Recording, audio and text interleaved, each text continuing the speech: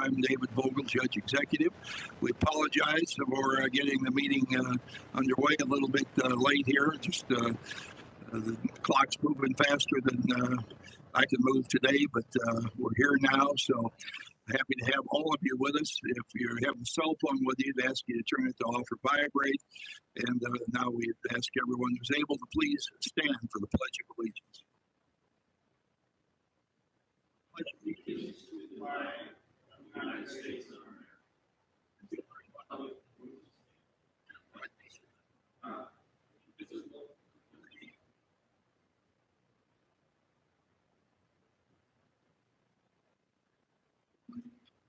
Madam Clerk, will you please call the roll? Magistrate Likens, Magistrate Tice, Magistrate Greenwell, Magistrate Helms, Magistrate Hawkins, Magistrate Dye, Magistrate Logston, Judge Vogel. Having all members of the fiscal court present, this meeting is now in session. Your motion to accept the agenda. Second. All in favor of this special meeting, so there'll be no changes to the agenda. All in favor, please say aye. Aye. Opposed? Motion carries. Now, would ask to Denise to please read the minutes from our last meeting. June 15th, 2021, the Oldham County Fiscal Court convened at a regular meeting at 2 p.m. with Judge Executive David Vogel, County Attorney John Carter, and the following magistrates in attendance: Brent Likens, Wayne Tice, Albert Harrison, Steve Greenwell, Chris Hound, Stephanie Hawkins, Bob Dye, and Michael Logston. Motion made by Magistrate Dye and seconded by Magistrate Hounds to approve the agenda as submitted. Magistrate Harrison requested an executive session be added to the agenda pursuant to KRS 61.8101F, discussions or hearings which might lead to the appointment, discipline, or dismissal of an individual employee. Having no second, the motion failed. Motion carried unanimously to approve the agenda as submitted. Motion made by Magistrate Logston and seconded by Magistrate Dye to approve the meeting minutes from June 1st, 2021 as submitted. Motion carried unanimously. The following sealed bids were opened and read aloud with an estimated monthly cost for managed print services. Integrity One Technologies, Indianapolis, $2,561.37.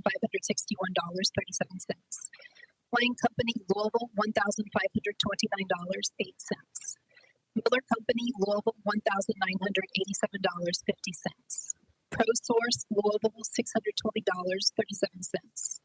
Toshiba, Louisville, $914.53. The bids were provided to the Technology Committee for review and recommendation, with the bid award scheduled to take place at the first fiscal court meeting in August 2021. Motion made by Magistrate Hounds and seconded by Magistrate Logston to authorize payments of the payables as submitted. Motion carried unanimously. Motion made by Magistrate Dye and seconded by Magistrate Hawkins to approve line item budget transfers in the amount of $182,154.01 as submitted. Motion carried unanimously. Judge Vogel announced the following resignations: Tim Keel from Dispatch, effective 6/7/2021, and Thomas Hood from the Police Department, effective 6/11/2021.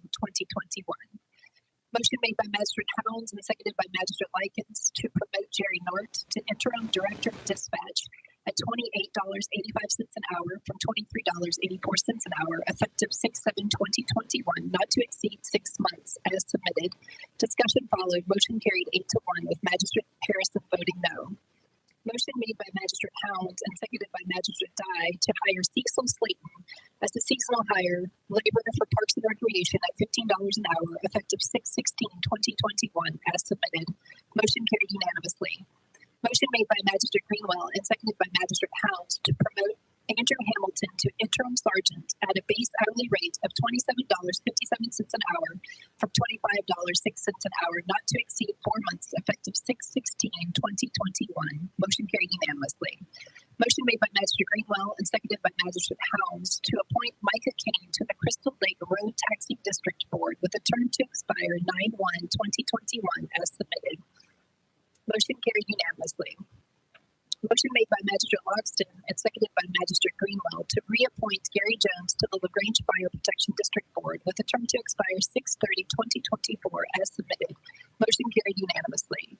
Motion made by Magistrate Likens and seconded by Magistrate Tice to appoint Ben Lancaster to the North Oldham Fire Protection District Board with a term to expire 6/30/2024, as submitted. Motion carried unanimously. Motion made by Magistrate Dye and seconded by Magistrate Tice to reappoint Jason Morgan to the Oldham Chamber and Economic Development Board with a term to expire 6/30/2024 as submitted. Motion carried unanimously. Motion made by Magistrate Harrison and seconded by Magistrate Tice to reappoint Todd Jones to the Pee Valley Fire Protection District Board with a term to expire 6/30/2024 as submitted. Motion carried unanimously. Motion made by Magistrate Hounds and seconded by Magistrate Hawkins to reappoint Clayton Raymer to the South Oldham Fire Protection District Board with a term to expire 6/30/2024 as submitted. Motion carried unanimously. Motion made by Magistrate Dye and seconded by Magistrate Hawkins to adjourn the meeting. Motion carried unanimously. The meeting adjourned at 2:36 p.m. You heard the reading of our minutes from the meeting on June 15th. Is there a motion to approve? Moved. Second. Any corrections? Hearing none, all in favor, please say aye. Oh, motion carries. Now Denise will read the minutes from our June 21st special called meeting. The Oldham County Fiscal Court convened at a special meeting at 1 p.m. with Judge Executive David Vogel, County Attorney John Carter, and the following magistrates in attendance: Brent Likens, Wayne Tice, Steve Greenwell, Chris Hounds, Stephanie Hawkins, Bob Dye, and Michael Logston. Motion made by Magistrate Greenwell and seconded by Magistrate Tice to approve the agenda as submitted. Motion carried unanimously. Motion made by Judge Vogel and seconded by Magistrate Likens to approve a commitment of $3 million from the Oldham County Fiscal Court to the Administrative Office of the Court's courthouse construction project. Motion amended by Judge Vogel and seconded by Magistrate Likens to approve a commitment of $2,530,000 from Oldham County Fiscal Court to the Administrative Office of the Court's courthouse construction project as submitted. Motion carried 7-1 with Magistrate Greenwell voting no. Motion made by Magistrate Greenwell and seconded by Magistrate Logston to adjourn the meeting. Motion carried unanimously. The meeting adjourned at 1:56 p.m. You've heard the reading now of our minutes from June 21st. Is there a motion to approve? Second. Any corrections? Hearing none, all in favor, please say aye. Aye. Motion carries. And now for public comment. That's the time during our meeting when anyone who would like to address the fiscal court or an item not on the agenda is able to do so. I have Jim Urban here from Planning and Development. Good afternoon, Judge, Magistrates. Jim Urban, Oldham County Planning and Development Services. Several meetings ago, an individual came and asked us what our regulations might be regarding solar panels. And of course, our answer was that we really didn't have any. We required an electrical permit. So fiscal court instructed the planning staff to go and look and examine any potential regulations that we might need to put in place regarding solar panels. Now, our initial focus was on individual properties, but we realized that there are companies coming around, including the state of Kentucky, looking for solar fields. So Kevin Jeffries, our chairman of the Planning Commission, reached out to Tom Fitzgerald. He's the director of the Kentucky Resources Council. And you should have received yesterday, I think, Amy Alvey sent out a email that we're going to have a special meeting on July 29th. That's a Thursday evening at 5 o'clock in this room. And Tom Fitzgerald's going to be our speaker. This subject is actually much broader than we had anticipated, especially when you look at the solar fields. So it's an informational meeting. It's a special meeting of the Study Review Committee, and you're all invited if you have an interest in that subject. All right. Thank you, Jim. Appreciate it. July 29th. It is a public meeting. And so we've invited fiscal court members, city council members from the cities, planning commission members, board of adjustments, and any other citizens that are on our email list or hear about this and want to attend. Thank you. Okay, thanks. Hey, Gary Parsons, I believe, has some information to share with the court about the new opening of or reopening improvement of Briar Hill Park. Right, go ahead.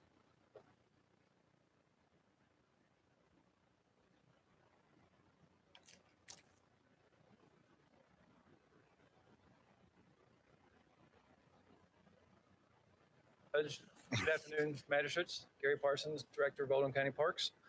We just finished the new playground at Briar Hill. Micah and myself and Cecil were down there this morning spreading all the mulch. We have 12 inches of mulch on that playground, so if you fall, you bounce, which is good. But I've got a couple pictures of it just to show you all. That's the big unit right there.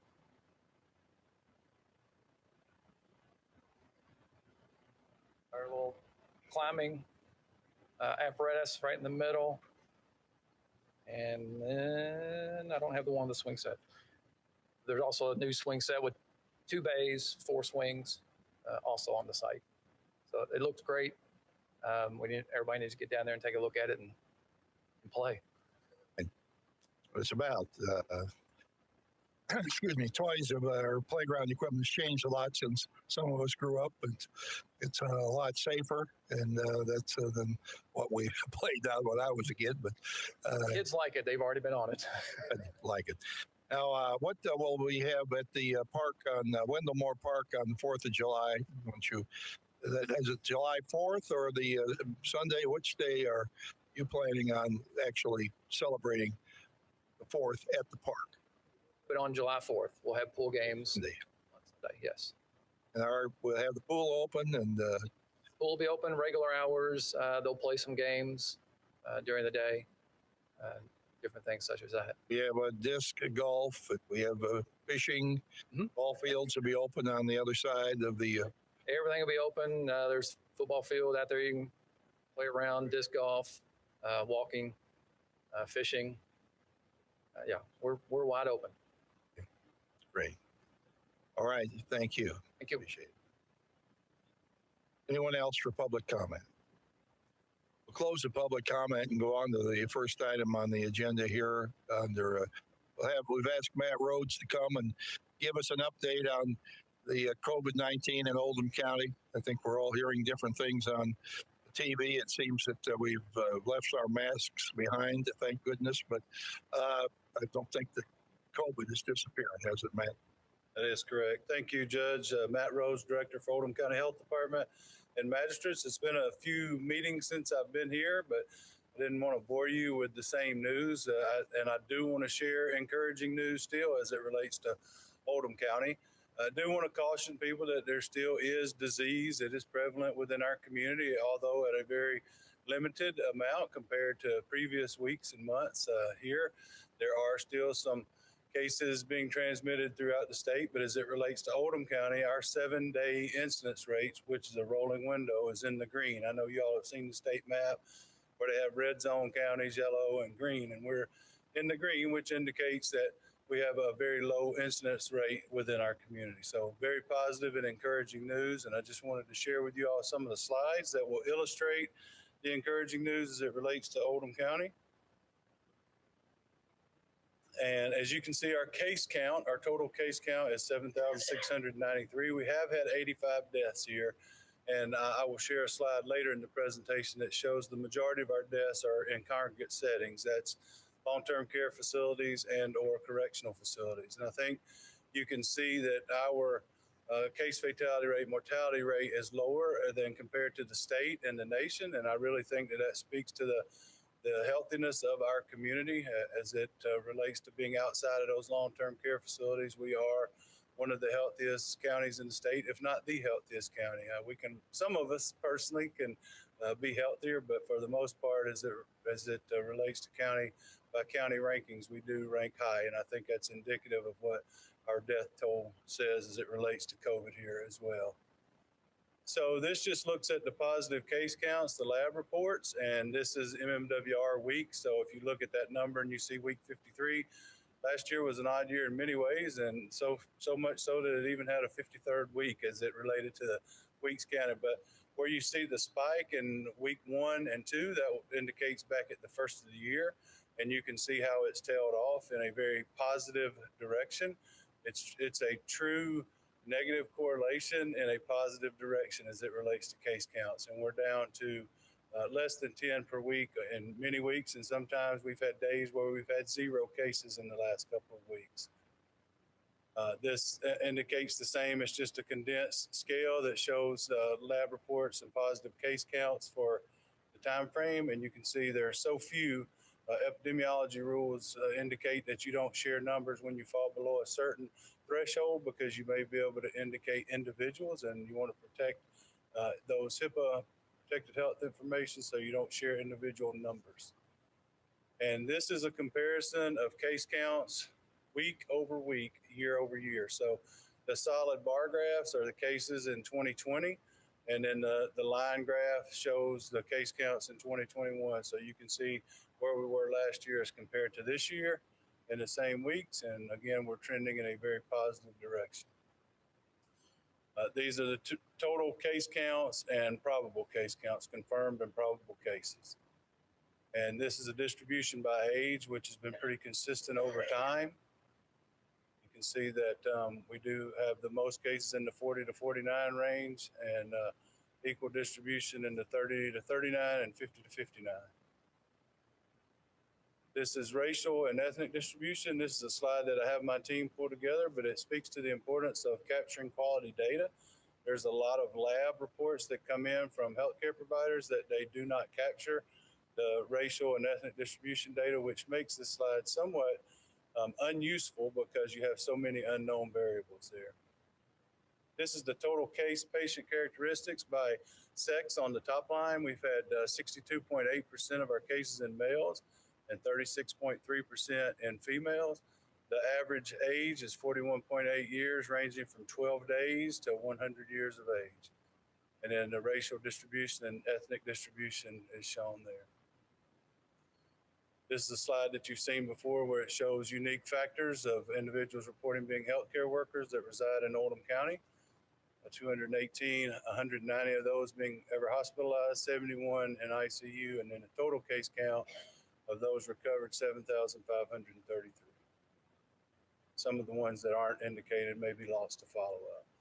You all were very aware of the magnitude of this response back during the peak of the case counts, and it was very difficult to make contact with everyone in the community that might have had a case. We did our very best, but there were some that we might not have had data collected on. This is the death count in Oldham County.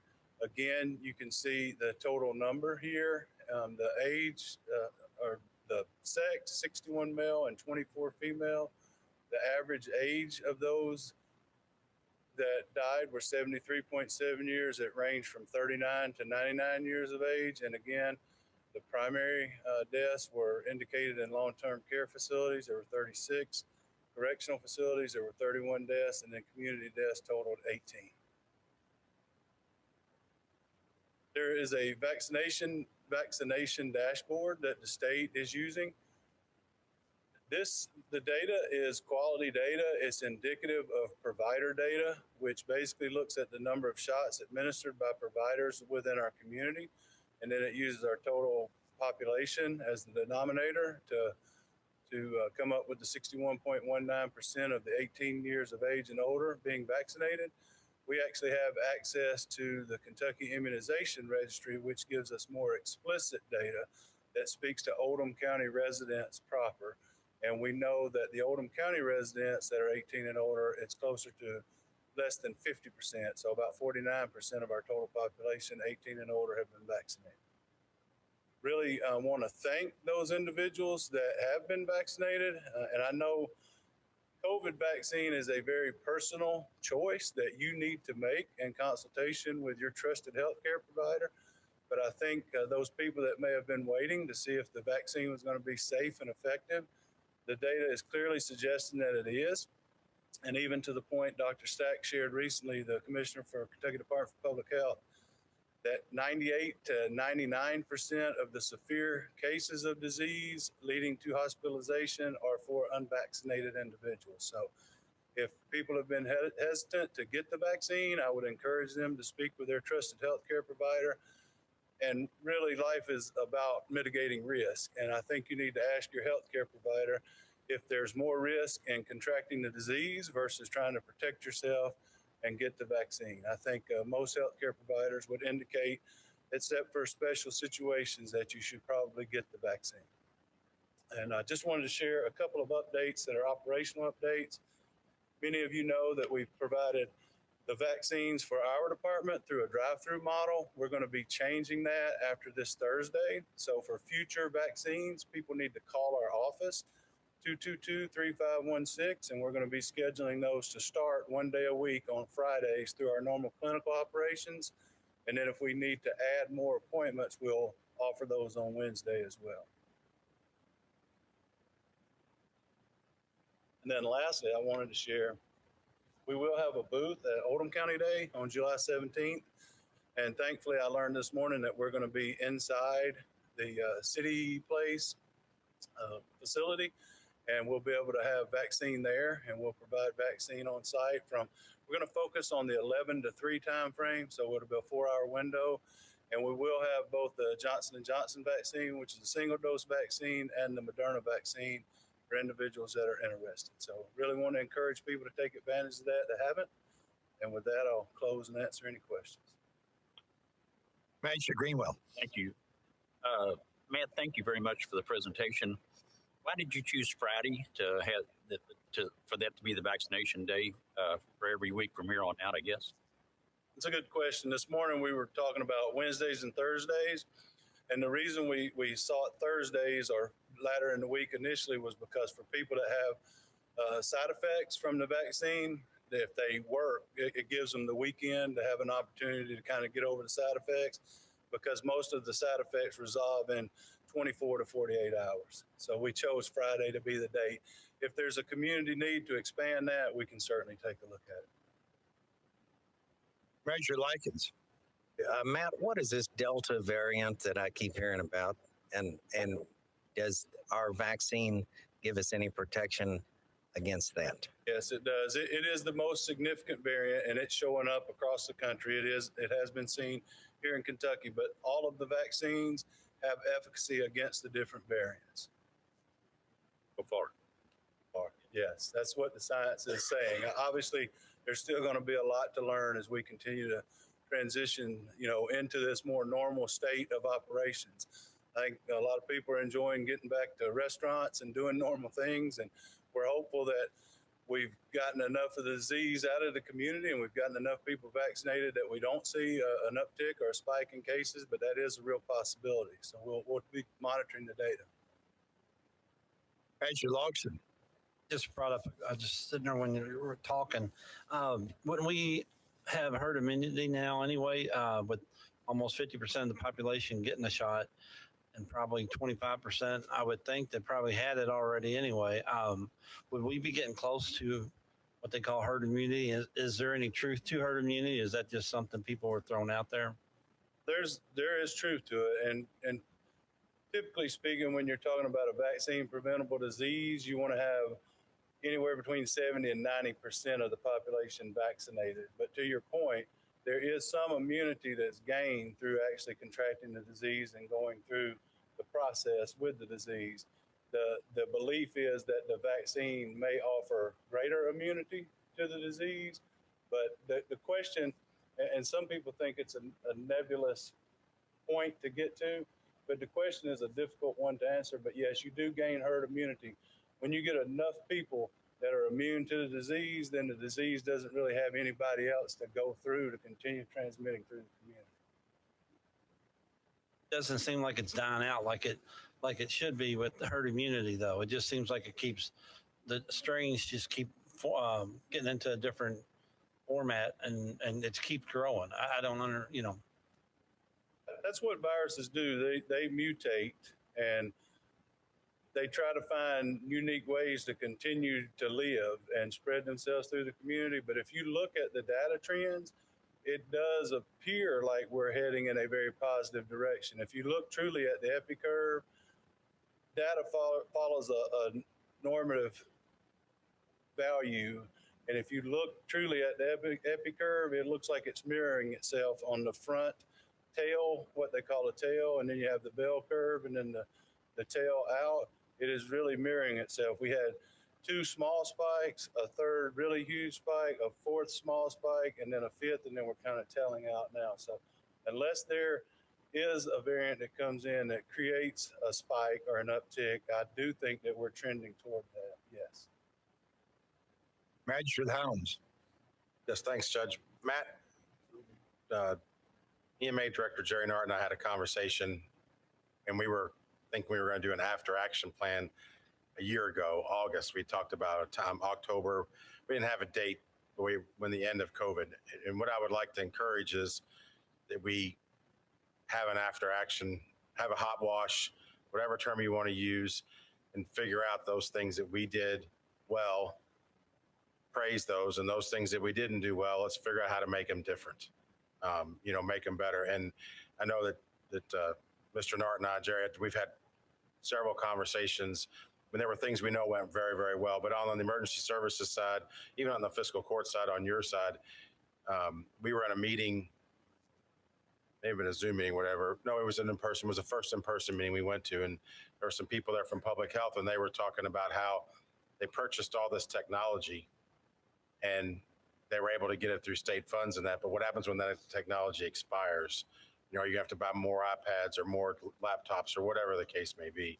We don't want to have to do this again. That's not the plan. But, and I know you were probably part of this. I remember years ago when I was doing stuff with the Jefferson County Fire Departments, we went to Fire and Exposition Center and got M&Ms or Skittles or something. That was a mass, wasn't a vaccination, but we got, Send us like access distribution. we practiced that, and we didn't have to use that this time. We went to a whole different realm, but trying to be prepared for whatever the next one is. Even if it is 100 years down the road, maybe we'll have a document that we can present to the next person that does your jobs, and they have some idea of. So, right. Yeah. But no, it is a central tenet to any emergency response scenario, as you well know. We've initiated the process internally. I'm just a little reticent to do it on a community-wide basis because I don't want to tempt fate.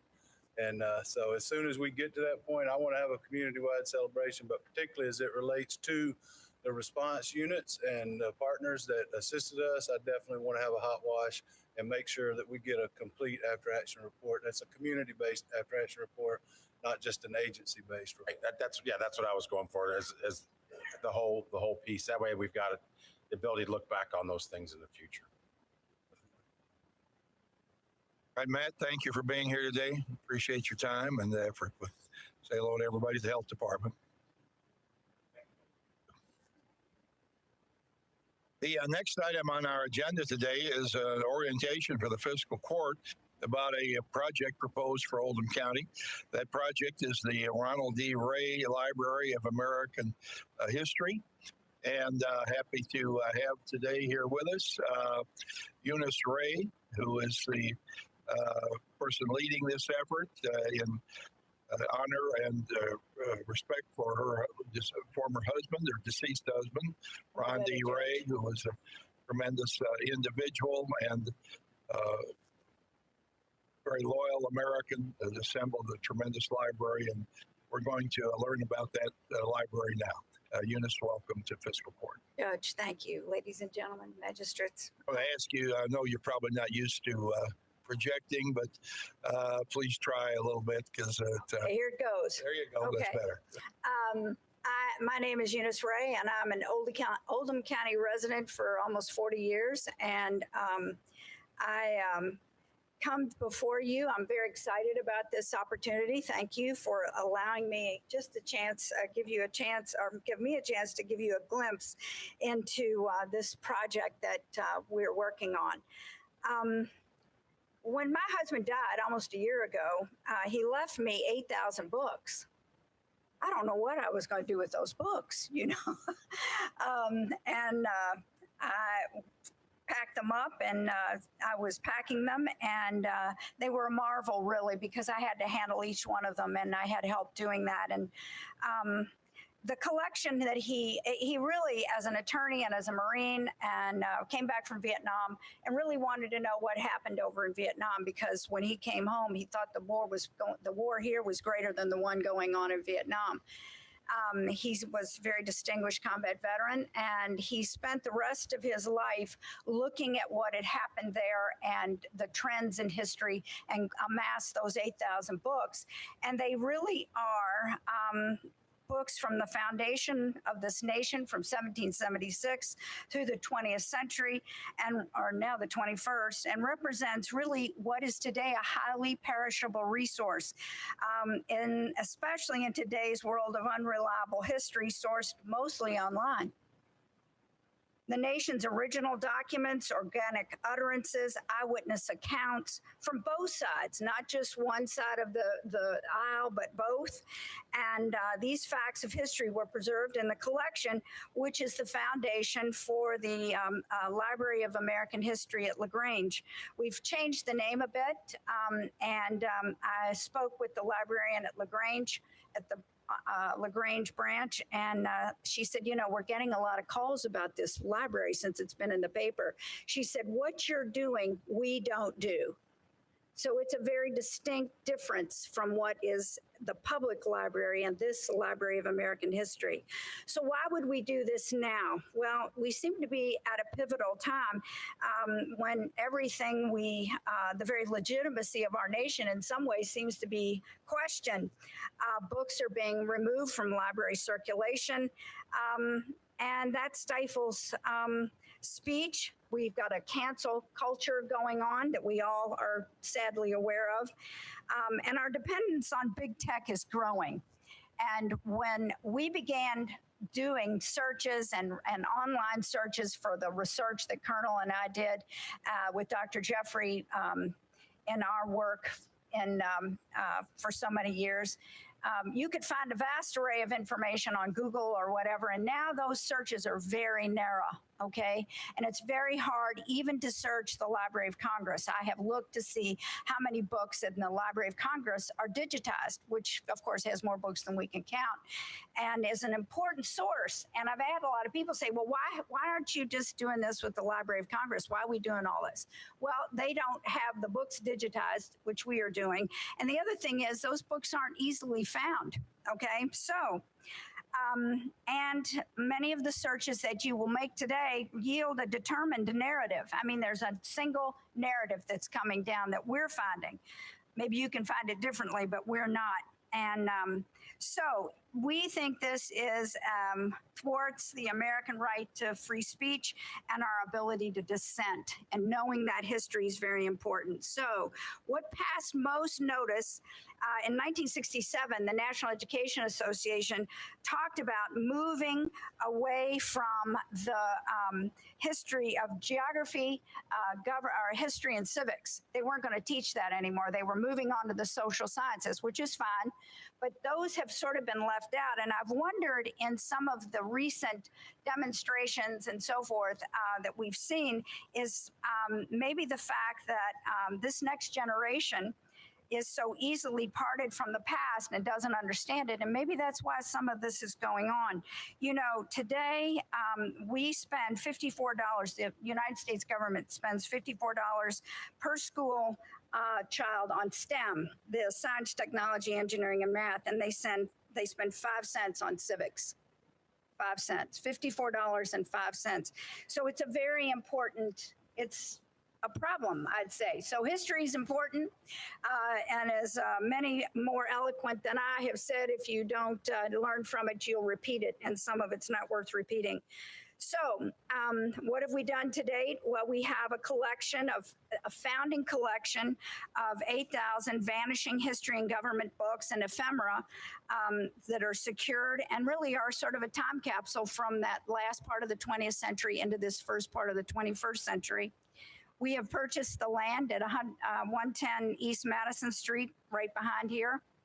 And architect John Stewart has designed a library that's so much more than a library, really. It's a center for history worldwide. And we plan to connect across the world with similar libraries via digital means. So what do we need? Well, we're scanning books. We're scanning 8,000 books. It'll probably take us a year and a half, and archiving them to make them accessible digitally, locally and globally. And we're building and tend to build and operate a library where all can come to interact with history and access valuable primary sources that shaped the miracle that is America, and to visit us digitally from all over the world. I have no illusions, and I'm 72 years old, and I will tell you that I have no thought that we are guaranteed internet and digital access in the future. Just going to tell you that. So I have the books. I win in the end. So because just an old archaic book will do the job. And I kind of like, I'll leave you with this quote, and then I'm going to turn this over to John Stewart, who's really the better half of me. And this is from the acclaimed historians Ariel and Will Durant, and I think their comment is very appropriate today when they say, no one man, however brilliant or well-informed, can come in one lifetime to such fullness of understanding as to safely judge and dismiss the customs or institutions of his society. For these are the wisdom of generations after centuries of experiment in the laboratory of history. Thank you.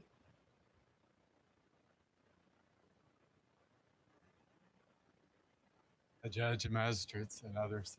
Thank you. I'm John Stewart. I am an architect here in LaGrange, Kentucky. I have the honor to work with Eunice. Eunice asked me if I would help out.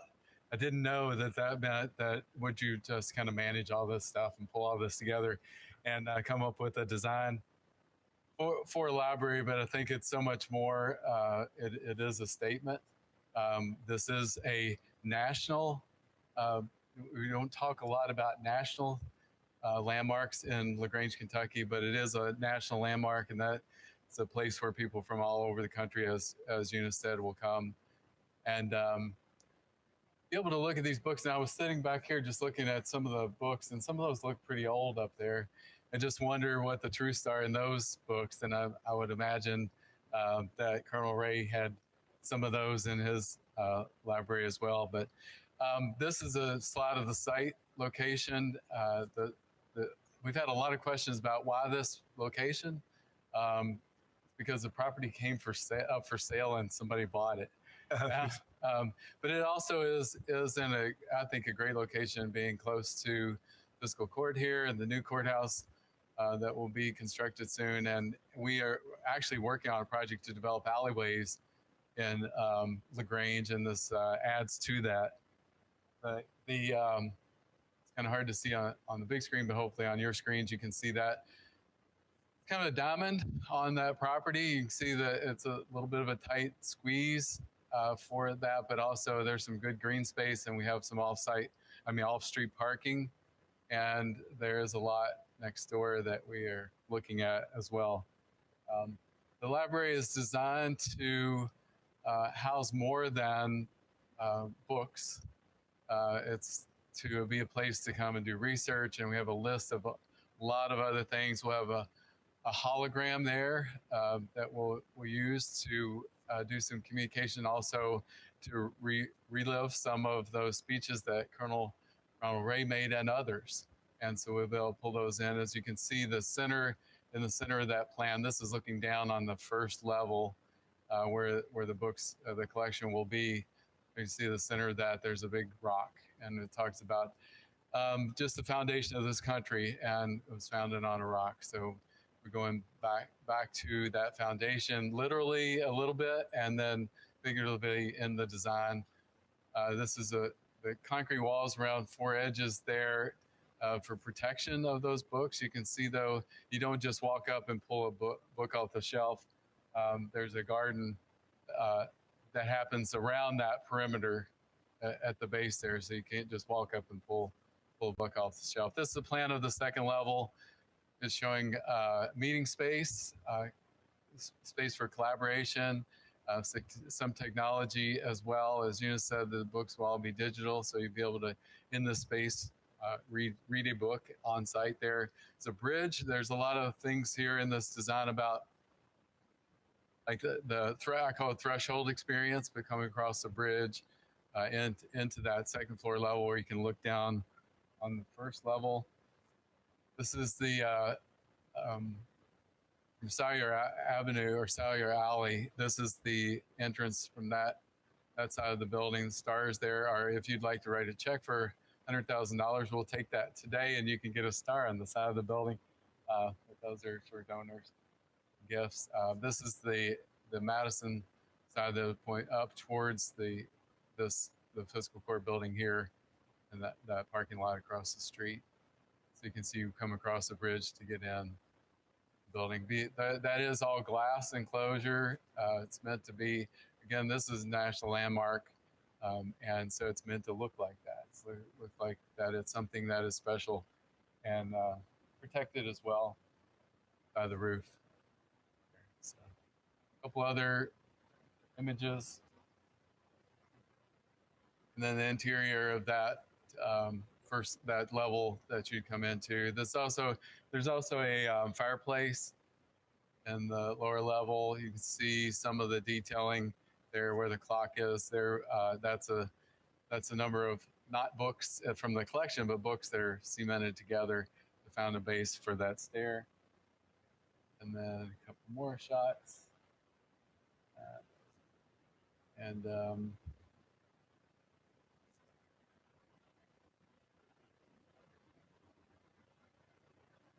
so just a view from the exterior. Fireplace will greet you from that side when you walk in. And the fireplace is also a structural element that helps support the roof there as well. And I know this, you can see at a night view there. The site right now has a lot of scrub trees on it. It needs to be cleaned off. It has a few mature trees that we'll maintain and then obviously be landscaped as well. We do not, this is very preliminary. We don't have a building permit. We don't have any approvals. We haven't applied for anything. So this is information that we're sharing to hopefully build some interest in our community here. I'm proud to be working alongside Eunice and a whole team that she's assembled on this to pull it together.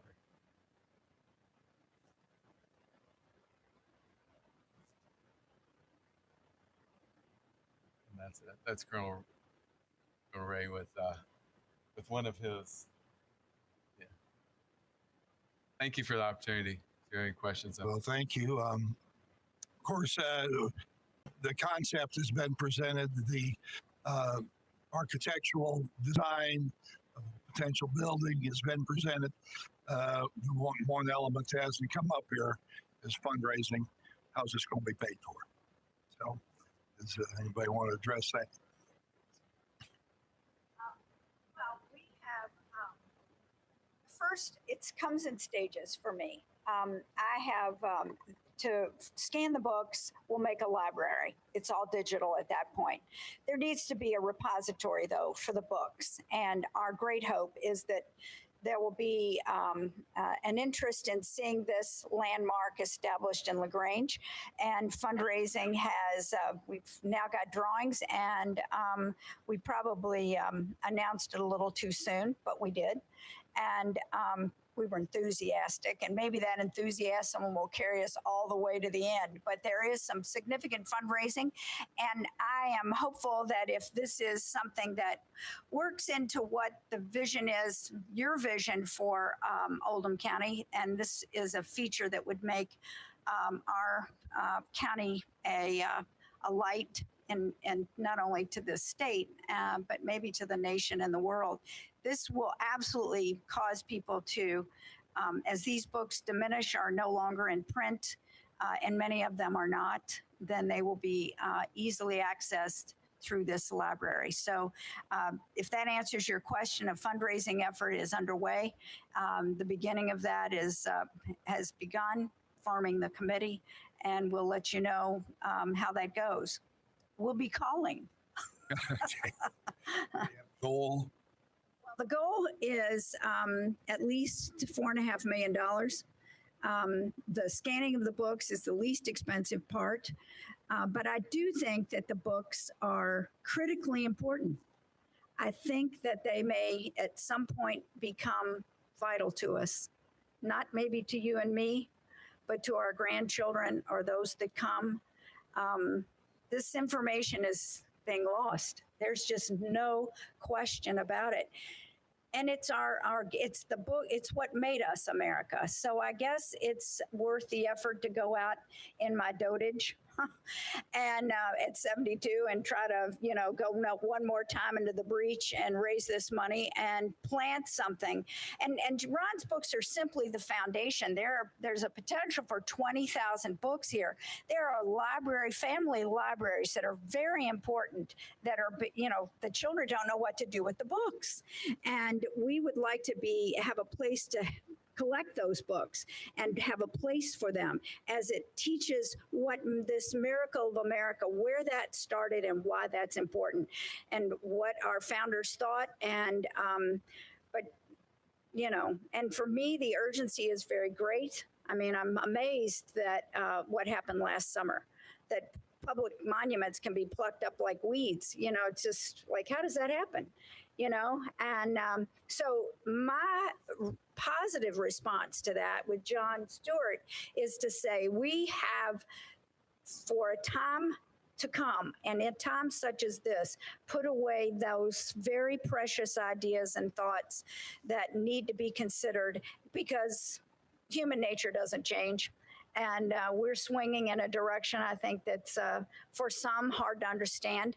But this is what made us who we were and are. These notions of freedom and liberty and justice for all. And Ron was committed to that. And there is no liberty and justice unless it's for all, unless the lowest and the highest of us can expect to get justice in our institutions, then we're not free. And he was he was very vocal about that. So I'm very proud to be able to make this collection and for John to find a place to put them together. I hope someday that young people will come and have book and literary societies. Remember those days? They would come together and talk about the classics and about history and about other things. A place where that is encouraged in this place. And I'm sure it is in other places, but can we have enough? Is there ever too much of it? Thank you very much. Any other questions? Major Greenwell. I got to ask, how do you scan 8,000 books in a year and a half? How does? Out of scanners. Yes, it's underway now. Okay. Yeah. People actually turn the page. Yes, that's how or you disassemble the book and then you've lost the book, which is much cheaper. But if you keep the book intact, then you have to scan those pages. And I'll tell you what's coming that I think is fascinating. It's not here yet, but concept searching, not just keyword, but in other words, if you want at some point in time to be able to search for content, the idea of something that can't be basically nailed in a word like we do now, then that technology is coming. Ray Kurzweil is working on that at Google. Fascinating. So what's coming in this hologram? Can you imagine having literally, the person from South Africa or Australia speaking to students? And this will happen everywhere, but we would make a place for, someone to make a presentation in a hologram as if they were actually there. And they see that from being where they are, they'll be able to see where they are in that library, and the library people will be able to see where they are. What's coming is fascinating, and John's built all that in. I have another question, Judge. And is there any significance to the base of the flagpoles and the 3 stones, or is that just something you threw in there for looks? Or Yeah, there's significance to just about everything you'll see in there, and yes, there is. To address the fundraising too, I just want to tell you, it encompasses investing in this. This is doing a $250,000 worth of services. So we are investing, and that in-kind services are just like money. Yeah, so we're stepping up. Unfortunately, you can't spend in-kind services at Kroger or anywhere else. I know. So they're more valuable than money. Right. We appreciate that. Magistrate Logston. Yes, I just want to thank you all for doing this. There's an old saying, unless you learn from history, you're bound to repeat it. So I appreciate you preserving it.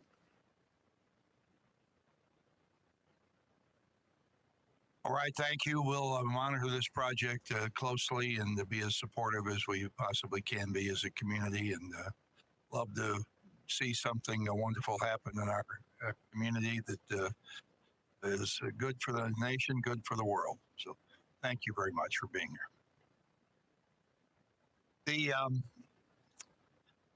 here. The normal next item on the agenda would be bid openings, but I'm going to ask the court to indulge me for just a moment. I see, we've got our animal control building on here, and we have, man said again, I hate to have you have to wait through, a lengthy presentation in order to make yours, because I know you're self-employed and time is money, and it's money for all of us, time, but I'm happy to have you here today. And Measured Likens, would you like to introduce this? Yes, sir. This is Kevin Burns from Architectural Investments. He's going to give us a presentation on our new animal control building, and we'll go through some of the preliminary cost of the building. All right, welcome, Kevin. Go ahead. So my goal is to inform the court what this building is going to cost, and try to get a joint approval of the budget number that we're looking at. So my intentions are to be brief. We have been working now for several months with the building committee to develop a program and conceptual design for the new animal control facility. I think everyone here has seen it, actually, because we presented kind of at the end of our schematic design and design development phase. We presented to the building committee, and I believe all of you all were also invited at the community center several weeks ago. So it is not my intention, unless you want me to kind of revisit the actual design features of the building. My goal today is to share with you what we did after we completed that amount of drawing. And what we did is we engaged in the process of developing a cost estimate. And we did that not by relying on what we would consider to be somewhat outdated catalogs of historical costs. We actually went to the marketplace, engaged contractors and subs with our drawings, knowing that our drawings are not complete. They're not a full set of bid documents with which, acceptable hard bids could be solicited, but they are complete enough for competent contractors to do takeoffs and generate budget numbers. So what you're going to see today is not a reflection of multiple bids of budget numbers from various trades. That would be counterproductive. But every trade that we have analyzed and included in the budget does have a legitimate contractor who has submitted a number. So what I want to say is that I've given you packets, actually, that have the summary of the cost as we see them on the front. And I went ahead, since I wasn't revisiting all of the design, and put some color copies in there just to remind you, since you haven't seen it in a month or two, of what the exterior of the building is currently proposed to look like. And there also are some site plans that show how the building lays out on the site. And the last sheet that's in there, I believe, is an actual floor plan, which I recognize is hard to read at that scale. But just to remind you that that's what we are pricing at this point. So what we the number that we have generated by collecting these budget numbers from the marketplace, we take that number and then we add to it a little bit of money for an equipment budget allocation. And then we project to the center point of construction and try to put an inflationary contingency dollar amount in there. Because for those of you who are not as involved in construction as maybe some of us are, you may not be aware that the construction market is kind of going crazy right now. And steel and other building material costs and timelines have become very difficult to predict. And my recommendation as your consultant is that the prudent thing to do is to build a budget that has some room in it for that kind of growth. So with all those numbers added up, we are looking at a proposed budget allocation of about $5 million. And again, some of the detail is on that first page. Is there anything else that you would like me to talk about, or would? I think you hit the nail on the head, and it's a very nice presentation. we will be bringing a construction manager on board in the next several weeks.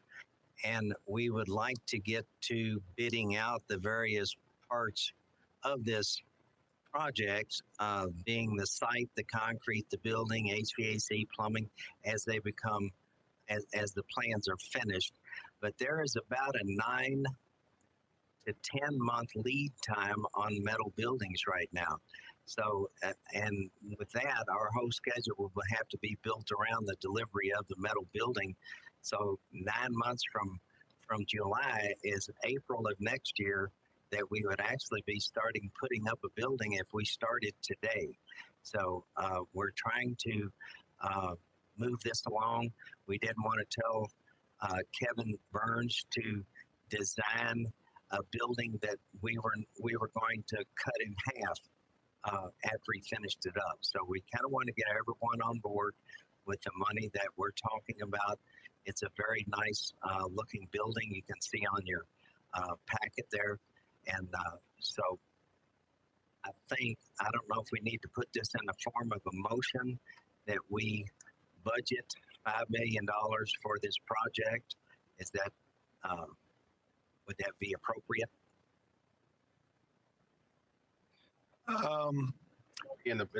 There's a dollar figure already in the budget. Okay. Do we know what that is? $2.5 million. $2.5 million because we figured it would be split Between 2 years. because of the fact of the metal building costs and that. But Mr. Likens, I think one thing that you said, and I think I don't know that's what we talked about the last meeting. I think we made the decision we were going to get the construction documents if we go forward and bid out the whole project and not piecemeal it. Because the plan was not, we want to know what the whole project's going to cost on day one, not later on. We can do that. That's what I'm saying. Our construction manager will bid out everything that is available. Hopefully it will be 100% designed to where we can bid out the 16 divisions of the project and then get those back in. But number one is I'm saying we need to get out immediately is the metal building fabrication and erection. Okay. Manager Hawkins. I could be mistaken, but I didn't see this subject matter in our agenda on Friday.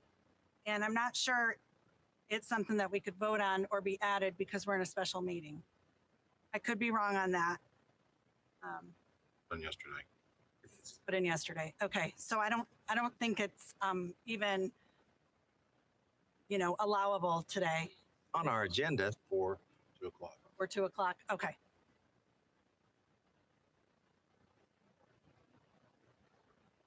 Magistrate Tice.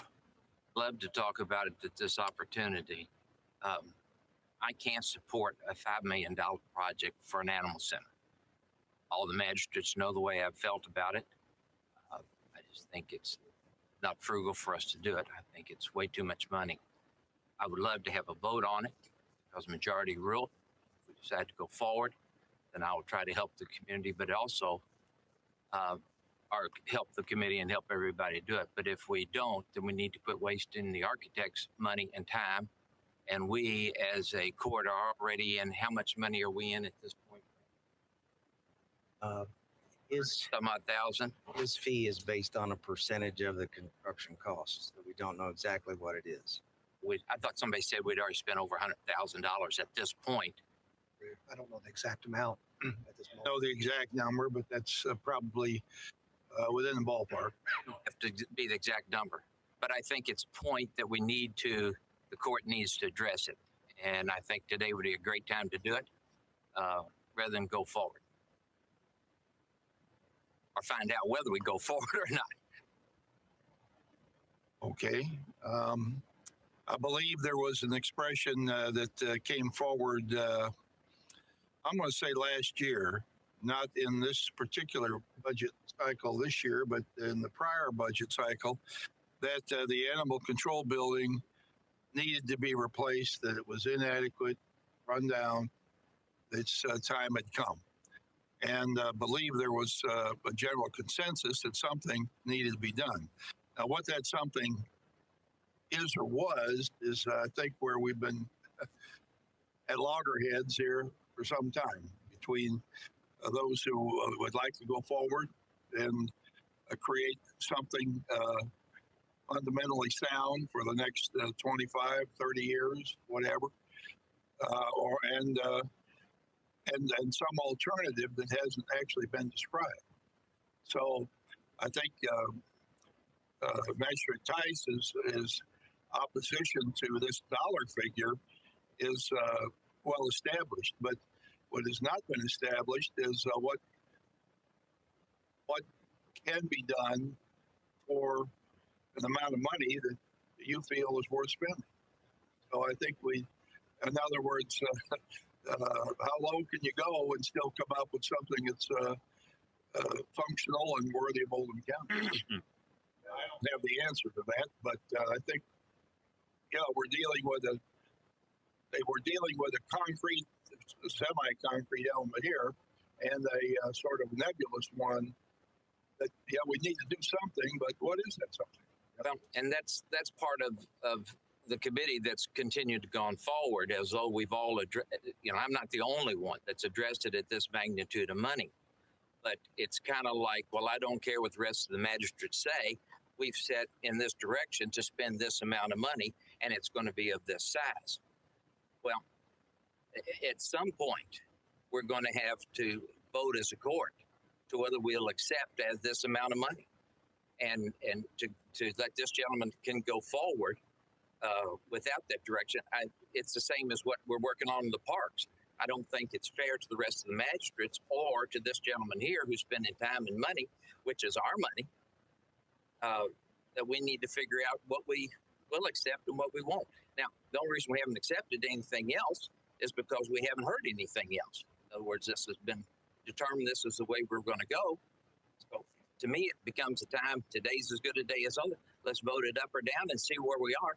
And if it goes down, then we need to redirect what we as a court will accept financially and as a services to the animals. And I'm prepared to make a motion right now. Oh, sure, that's fine. I mean, I'm not selling this. I'm just trying to manage the process. This was a Parks, is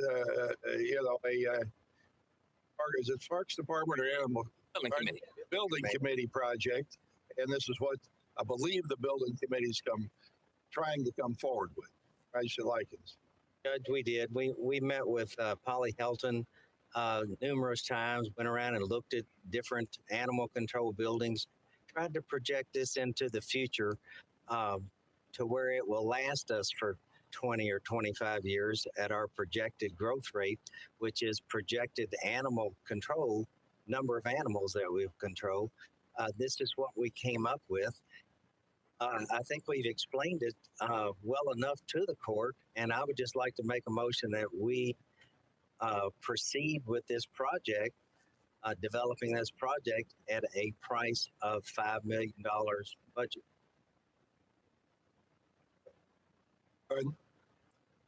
Was that a motion? Yes.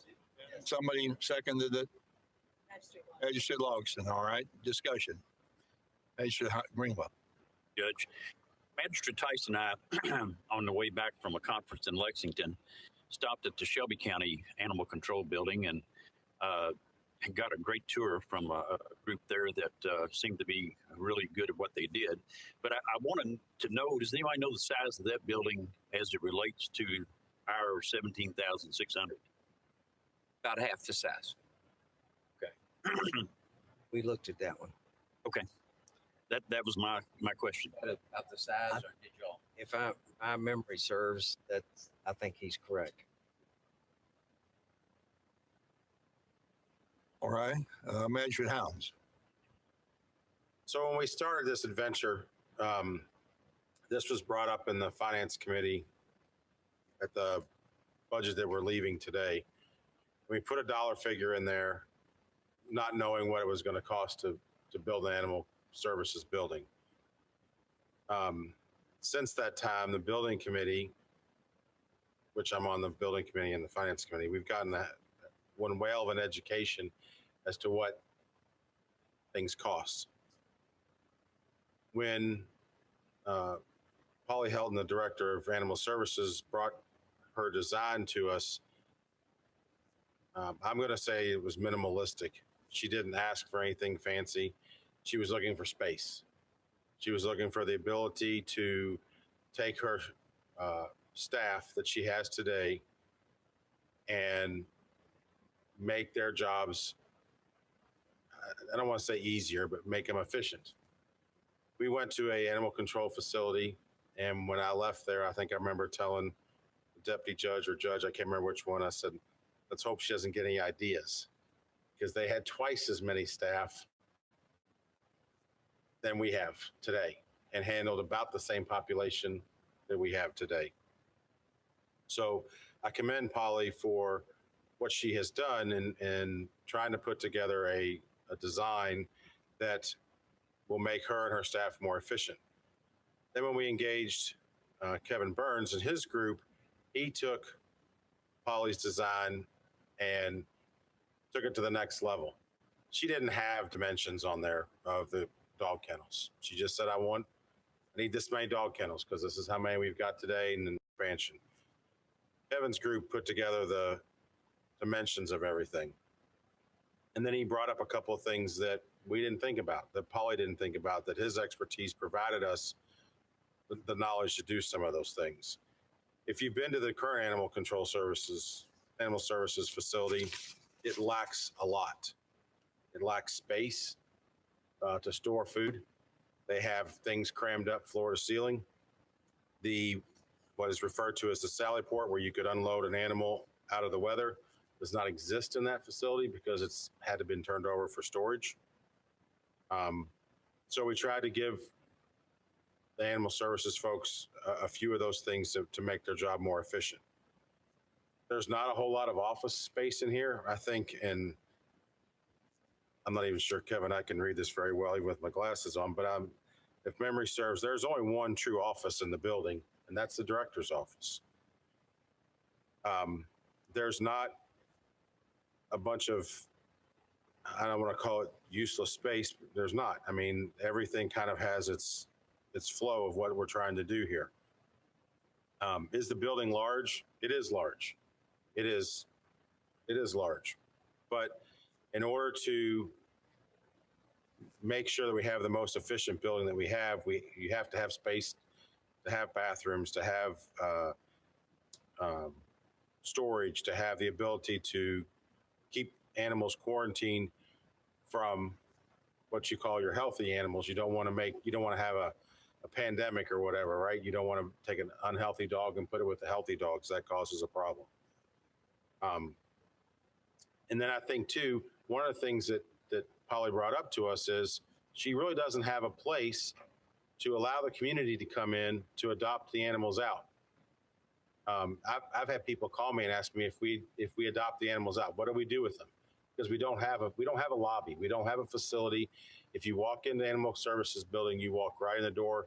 To the left is Polly's office, and we'll call it the lobby, is probably not much bigger than a 8x8 square, if that much. There's no place for a person to become acquainted with an animal.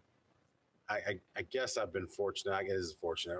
We got another puppy, and they had the facility we went to. They had this greeting place, and it was a room that had plastic chairs, obviously because of the dogs, but it was a welcoming space that you could go in and you could adopt the dog. We bought the dog, we didn't adopt it, but that's another story. But at the end of the day, it was a welcoming space, and that's part of the plan or whatever that we're trying to do here, is so we can get these animals in. If they aren't claimed, we can get them back out to people that can use them, or there's other facilities that may take the animals and try to adopt them out for us. I got to tell you, I've said it in the building committee meeting, I really would like to see the price of the building come down. But because of the size and because of what we're building, we're not building a pole barn. We're trying to build a building that we know is going to last for a number of years. It's got a lot of concrete in it. There's a lot of flat work in this building. There's a lot of block to be laid. And a lot of those things are not cheap, unfortunately. And, Magistrate Tyson, we've had a conversation about, how we scale it down. I don't know how we scale it down. I don't know how we make the building smaller. Yeah, can we make the building smaller and take off, what is that, 5 or 6 dog kennels? Yeah, but then what do we do with the rest of the building that's on that same side? Sorry. I'm hoping, and I know I'll get criticism for this and I'll take it, that we can put the building out, that the start of the stabilization of materials is going to happen soon, and that maybe the building's not going to cost the $5 million. I was in the $4 million camp, but we have asked Kevin numerous times, what things can we reduce out? There is an opportunity potentially for some valued engineering. We had that conversation in the last meeting, but until we get some other numbers, it's going to be difficult. I know I've been critical of spending a lot of money on architectural fees and engineering fees and not turning dirt. I still don't like what we've done. I still don't like the money that we've spent, but it's a necessary evil in order to get somewhere. Don't know how we're going to get the building, I don't know how we'll get the building cut down much more. We could scale the building back. We can scale the dollars back. But then are we doing ourselves justice? Are we building a building for today? We're building a building for today and a building for tomorrow. We don't know what tomorrow is going to bring. We have no idea. I hope that a lot of people that picked up puppies and kittens and that during COVID don't get tired of them and surrender them in a year. But I'll tell you, if you look at some of the trends, that's some of the comments that are being made. It's unfortunate that may happen. I'm not saying we're trying to prepare ourselves for that, but we are a growing county. The judge has brought up, we need to build a building that's nice, that people want to come to, that is presentable. We don't want to build a shack. We don't want to build a pole barn. That's not what we're trying to build. There's a time and a place to build a building that we're going to be proud of. And I think we'll be proud of the Animal Services building. It is a lot of money. It is a lot of money. But I don't know how we can get the price down much more without doing a total redesign and shrinking the building down. And even then, we even talked about removing a few things. You're only talking about saving a little bit of money, not a whole lot, because of the footprint. We're building a metal building. We're trying to build the most efficient building that we can build in the process. Magistrate Tyson. In my response to that, I have a couple of thoughts. First of all, when Steve and I were over in Chevyville looking at their animal center, there's a couple of different groups in Louisville that they send their animals to for adoption that take care of, and I can't remember their names because I'm not in that business. I do know that in Oldham County, just across the railroad tracks, right in Buckner, less than a mile away from where we're talking about doing this, the Humane Society opened up a new facility there. In questioning, I keep hearing about having an adoption center and et cetera and et cetera. What is our charter as far as county into taking care of dogs that are not owned or picked up? And I was talking about dogs. We were talking about other animals as well, but of course, dogs, the cats are there as well. I don't know. The first time we saw a presentation, it was $6 million. Now we're at $5 million. I just think that money is inappropriate for us to spend as fiscal court. And I wouldn't give $1 million for my animal. And I'm sure the same as yours. But I wouldn't give you a nickel for yours either. So if we can do that relationship, I think we're put here to make good, solid judgments for the taxpayers' dollars. And this I can't live with. And my response says, what are we going to do? Well, we haven't looked at it. I haven't been involved. I haven't been engaged in this much. But what do? We figure out what to do. We're not the only one. This issue's not with us. And if you didn't have the money, what would you do? You go back and you look at your other counties. What would they do? I'd say likely we'd end up bonding it out. Huh? You know, and the other agencies that you speak of, like you and I've had a conversation about the Humane Society. Their mission is not the same as ours at all. Have we talked to them yet? I have had a conversation with them. Yes, the mission is not the same, And they don't want to go there. yeah, but the mission's not the same. They do different things than we do. I mean, they're big advocates of spade and neutering. They're big advocates of doing training, obedience training, and that kind of stuff. Public education.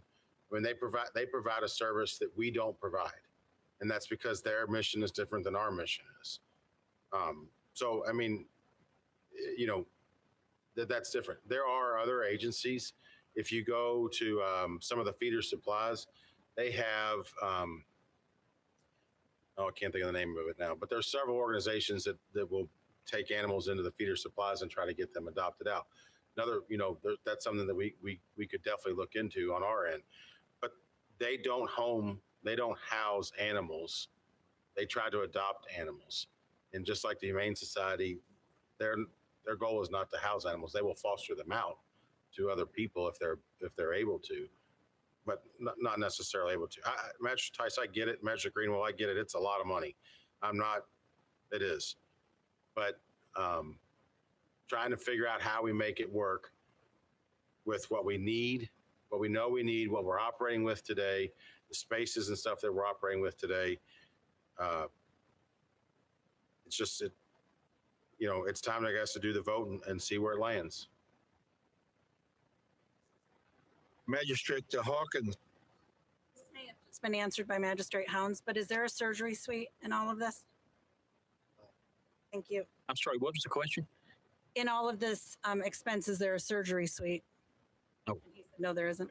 There is exam rooms and medical spaces, but not a full-blown surgery suite. And that would be our direction.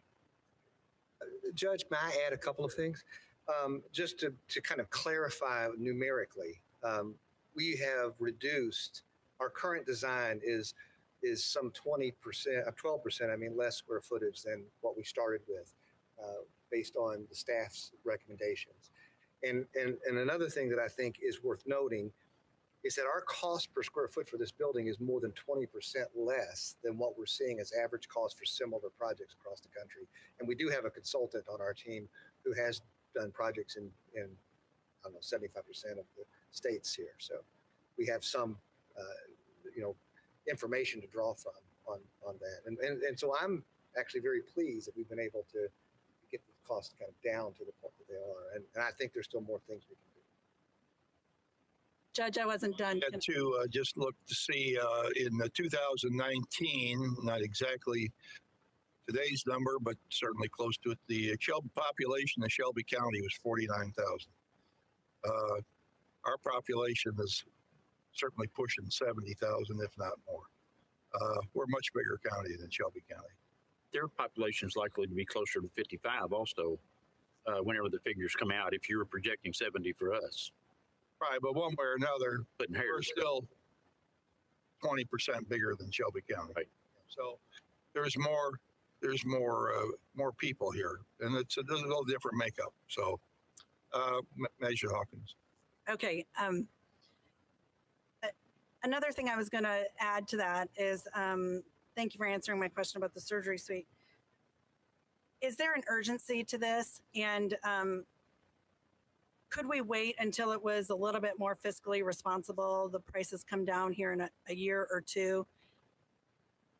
Is there an urgency? I know the building is small and decrepit, and I guess anything's on the table, but if we wait to put the building out for bid, then there could potentially be changes that we would have to update to the building. I don't know what they would be off the top of my head, but I don't know how. I don't know if architectural plans go stale like other things do, or if you just can pull them off the shelf. I mean, that's Kevin. Or code adjustments that come all the time. I think if you were going to make that decision, you would still want to proceed through the process. So you are actually looking at real numbers generated by a final set of construction drawings with the advice of the construction manager consultant, because these numbers are likely to come down because we have built in fluff, contingency in our projections because we're trying to project out to the midpoint of construction in a marketplace that has considerable inflation, particularly in terms of building materials. So I don't think anybody's got a crystal ball and can predict whether or not those building material costs are going to significantly come down. There is evidence that they are likely to flatten up soon. I mean, some of the market demand may be lessening, but there's no way to predict. And so I think if you were going to make that decision, you would still be better off because, we might find 4 months from now, after we've kind of finished this process, that we are talking about a $4.5 million project instead of a $5 million project. We don't know how the market's going to react. And we have not gone through a competitive bidding process yet. So I think that's a carrot that I'm willing to chase and press my luck on. I don't think this is a spend that's fiscally responsible. Might add with the project development board, we just went through this here last week, and we're asked to increase a commitment to the courthouse based on 50, a portion of it being concrete numbers and a substantial amount of it being projected numbers. And we were told that our projected numbers were probably projected high because people who are bidding on things that aren't going to be delivered for 10 months or a year or somewhere down in the future are going to protect their interest by not risking a low bid that catches them short, so to speak. So it's very possible that these numbers, do you think they have, from the people you talk to, inflationary projections in them that are greater than the 5% contingency that you built in? There are additional inflationary, for that very reason, that contractors who are doing budgets do budgets. They know they're not bidding. But these are not actual bids. They're reactions to your question. So, but I guess I don't know the process of talking to the people you spoke with, but what would save them from just giving you a artificially low number to get your attention? I guess they couldn't come up with it. They had to make an actual factual bid. If they had to live with it, they'd have to adjust it up at that. Wouldn't really serve them because we aren't awarding any contracts based on these budget numbers. We're just seeking information, and they all understand that the process that was planned was to proceed through an additional value engineering exercise with the help of a construction manager and ultimately put packages out that would be competitively bid in the market. The difficulty everybody has is that people can't predict where their suppliers or what the impact of the suppliers are going to have on their bids from inflationary issues that come and go in the marketplace. And this is just kind of the accepted way of doing it so that you're really trying to make your best guess. It doesn't serve us to create a ridiculously artificially high number. That is not helpful, but we don't want to be too low either. This is just your best guess at this point with a lot of people participating. What construction managers often work, and maybe mostly work, on a fee schedule based on a percentage of the cost of the job. Now we have in the building committee discussed the aspect of maybe trying to find a flat set rate for a construction manager. But when the prices escalate or over at the courthouse, we have good people working. I'm not implying anything negative, but as the price goes up, their no more work goes up, but their percentage of pay goes up. How do we combat that? Your RFQ that you have out is requesting that the people who want to be considered for that opportunity present their qualifications. And then you have an opportunity to kind of talk through that process. I think they will present as part of their proposal probably a percentage because there's unknowns. But the best way to handle that is to, as part of your negotiation with them, try to establish what the unknowns are and address them, and then see if they would be willing to agree to a lump sum management number. that's the best approach. And I can't speak for whomever may bid it or whom you may decide to. Well, that's just an issue with this as well. I mean, what is the incentive for a person to get as low cost on every item as you possibly can when you're lowering your own compensation at the same time? They should die.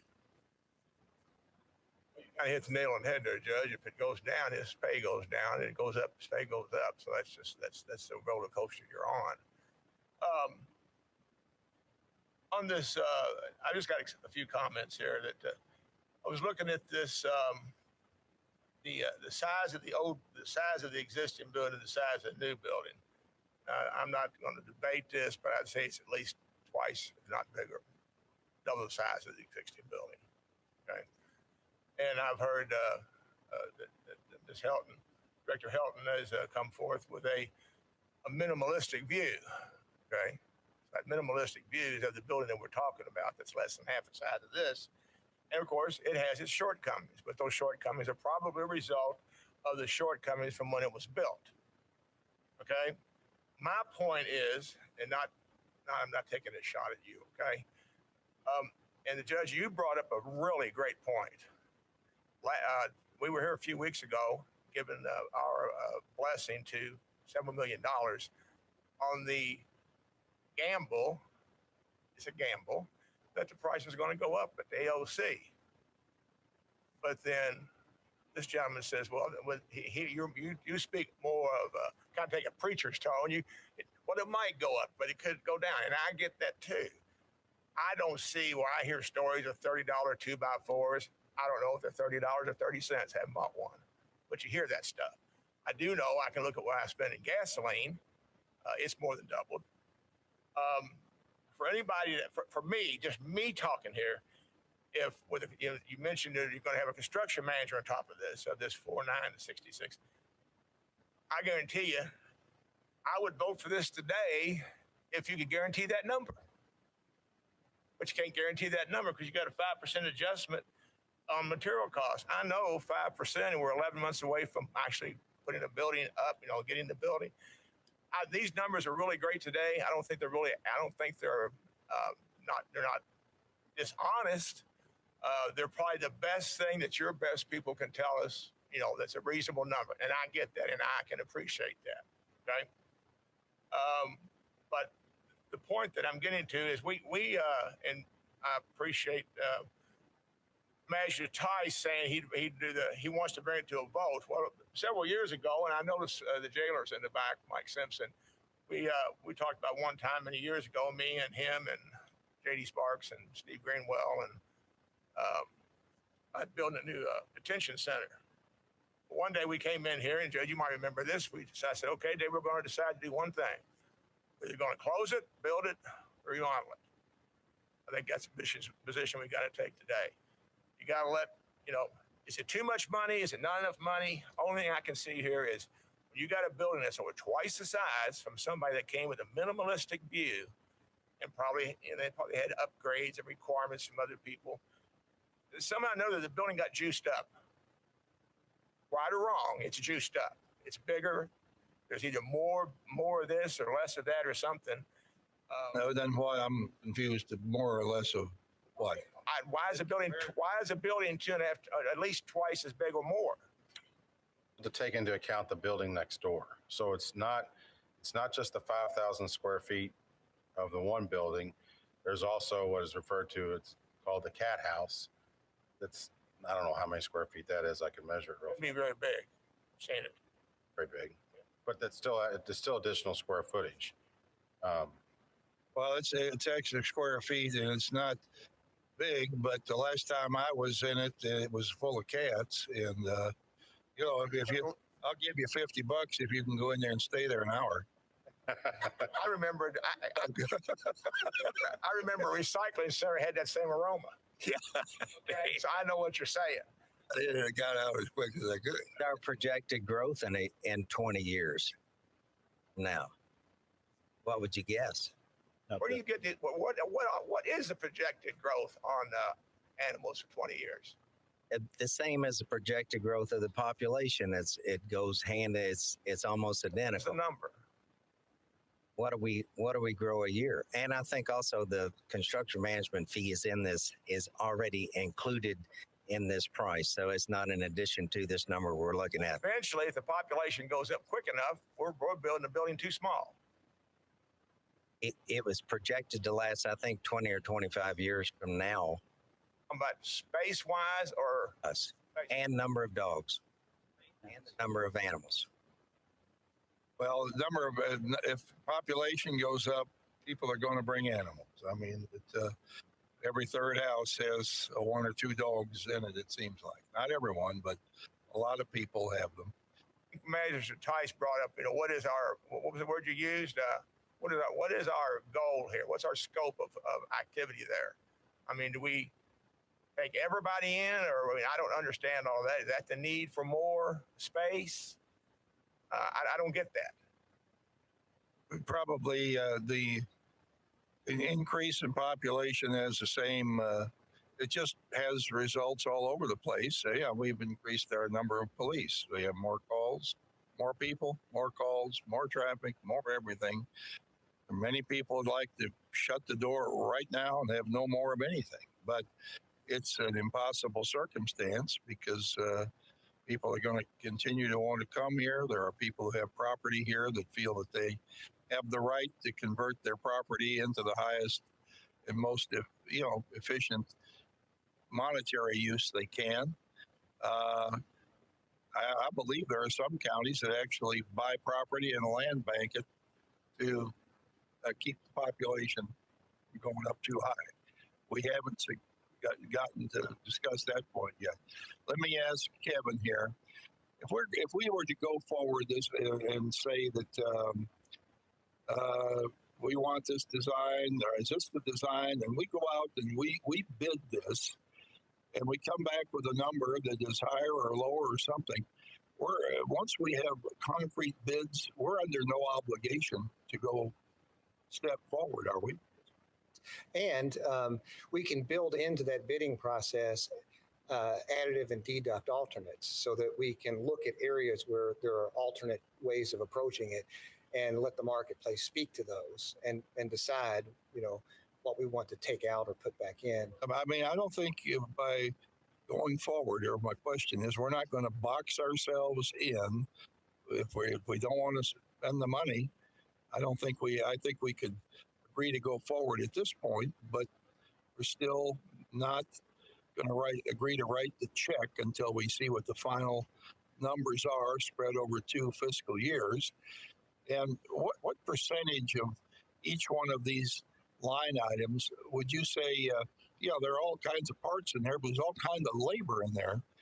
And if, let's say, we stop paying people not to go back to work and the labor pool becomes more fluid, would that drive prices down or up? That'll certainly help with labor value. I think most of what we are projecting as increases here, beyond what someone might expect if we're bidding it today, has been the unpredictability of the materials market, and that's the thing that I think has the highest probability of calming down between now and the time you build. There's always going to be inflation in construction. I mean, we've never had a year that I can remember where construction costs overall went down, and they sometimes go up, and there's various excuses. They tend to level out. Sometimes they never seem to go down. But in the market we're in right now, this weird material inflation that's extreme. Like one contractor just told me yesterday that he's working on a fairly small building, and he placed his order. It's a little office build out. He placed his order for hollow metal doors and frames. They went up 25% in 2 months. I mean, just a shortage of material. Those kind of impacts that are not long lasting. That you don't see 20% increases that continue on year after year after year. Those are driven by short-term supply issues and demand issues. A labor increase in here. At 5% for the material cost, but you don't have an increase for labor. We selected 5%. We already have built into the base numbers, their budget numbers. They already have contingency built in.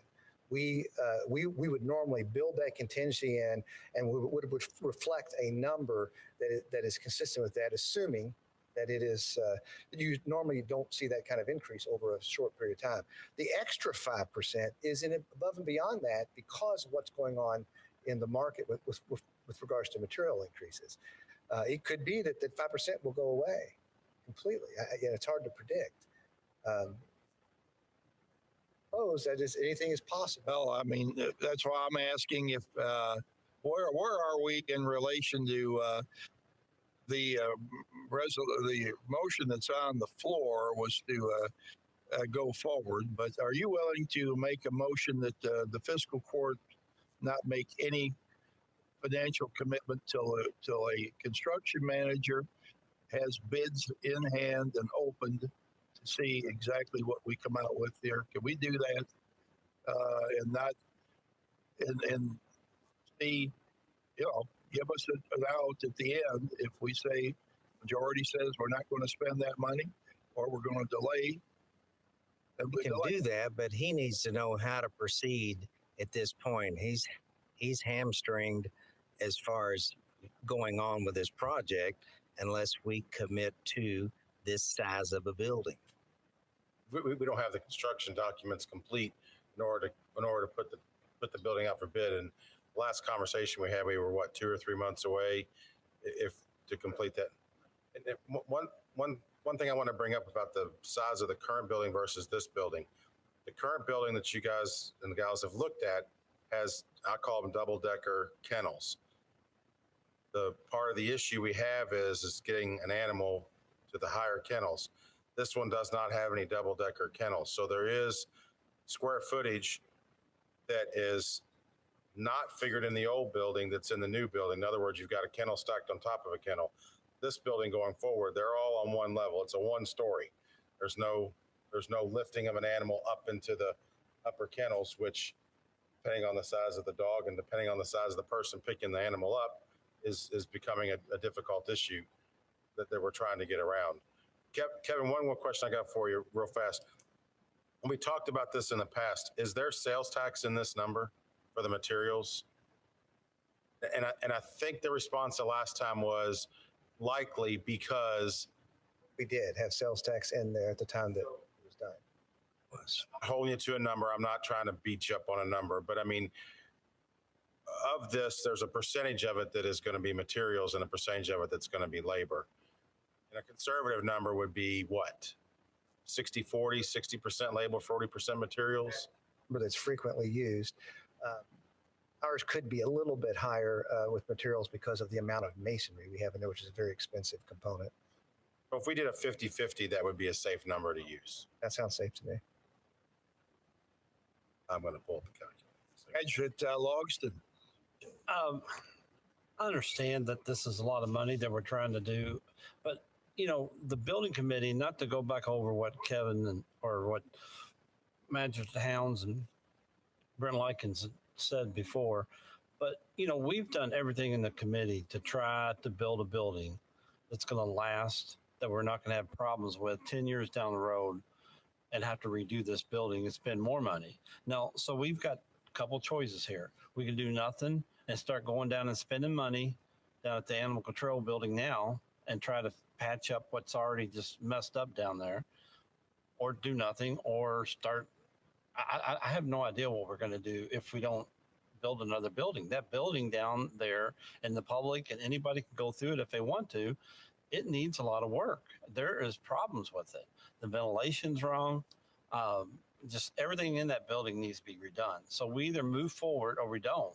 I don't like these numbers either. I was expecting a $3 million building, but it's not. These are costs, and for the magistrates who don't like this building and think they can save money, please look at this plan and tell us what we can cut out and what we can't cut out. And again, this was something we were building for the next 20, 25 years. Because to be honest with you, I don't like to spend taxpayers' money for 5 to 10 years and have to redo something. And it just seems like that's what we're doing. We went to Polly, our animal control director, and asked her, what do you need? I mean, she's a professional. And she, asked her what she wanted in the building and what she needed in the building to make the building work. This is not exactly what she came back with because the architect redesigned and added some stuff to it. But this is basically what she said she needs to make it run. And again, we're not building this for what we need today. When we're building, we're also building for a few years down the road. So just please keep that in mind. And I would just love for somebody to tell me what they think we can cut out of here to save in cost, because I don't know what we can cut off, because we've gone over this plan and gone over it for months and months and months trying to work this out. So Hawkins. I count about 31 dog runs. I can't see it because it's so small, and I can't remember your name. I'm sorry. Kevin. To run some of them. These over here, if you look at the plan, some of these are quarantined areas, so you have to take them out of the mix. These are going to be the ones on the, I call it the back row, are going to be predominantly used. Is this one or is this two? Well, there's two of them that are back to back. Oh, that is two. They might be two, but they're actually for one animal. There's a slot in the middle that pops up. You keep the animal on one side, move it over to clean. Clean it, right. And a lot of times you have that split in the middle where they can go outside and be outside in their dog run. Have that provided by having an open space in the back with very inexpensive overhead doors, so we can turn that back space into an outdoor space. Really, it's really nice. And I think somewhere along the way we went from having an Oldham County animal control building to an Oldham County animal shelter. There should be services. Well, I don't know if it's the county's responsibility to have a shelter. Now, I understand to have animal control, to control feral animals. And I think there's a big difference. I know you just shrugged, but now we're moving from controlling animals, which should be a public safety service, to a shelter. With an animal that we pick up. Well, we control it. We try to. Night you pick up a dog at 2 a.m. What are we going to do with it? We'll bring it in. Well, and we don't have a surgery suite here. So if we hold it for the 30 days or whatever amount of time we're supposed to hold it for, it doesn't have a home. There are different, there's Humane Society, there's the Bluegrass one. There are a lot of other shelters in the area to farm them out to in order to get adoption, Dogs are able to be sheltered though, and that's part they're fostered. It's called fostered, and not all the dogs are able to be fostered because of their behavioral issues. I think that's a fair question that Chris has asked Stephanie. What do you do if it comes and the dog comes in at midnight? You put him in one of the empty rooms. So that can go both ways. You've kind of put her on a question. The point that we're looking at here is it physically responsible to spend this much money on animal control? And what she said, I think, made a big light. Are we in the shelter business or we're in the control? We're in the control business, and we have to manage as we go. So you have space, you rotate your inventory in regular business. So if what we're doing, we have to rotate our inventory. You can't shelter and keep them. And I think we need to stop. We're trying to find ways to justify, to put this off and put that off. We were at 6 million. Now we're at 5 million. If we'd have had, if he could have brought it in at 4, he'd have brought it in at 4. The what ifs can, either way you go, my side or your side, they can be the what ifs. I think we need to determine where we are and take a vote on it. I want to say one more It's thing. like Polly Helton. Polly, I see you're kind of on the edge of your chair. Would you like to come down in the dress? We didn't build a jail to do 69 people instead of the other ones. What, sir? Just a shame that we didn't build a jail just to house the Oldham County population instead of trying to make it work and pay for itself to work for the other, our other federal and ICE and state jail inmates. I mean, it's the same concept. Answer that question, but this is not, that's kind of sidetracking. Polly, Let's go back. let's.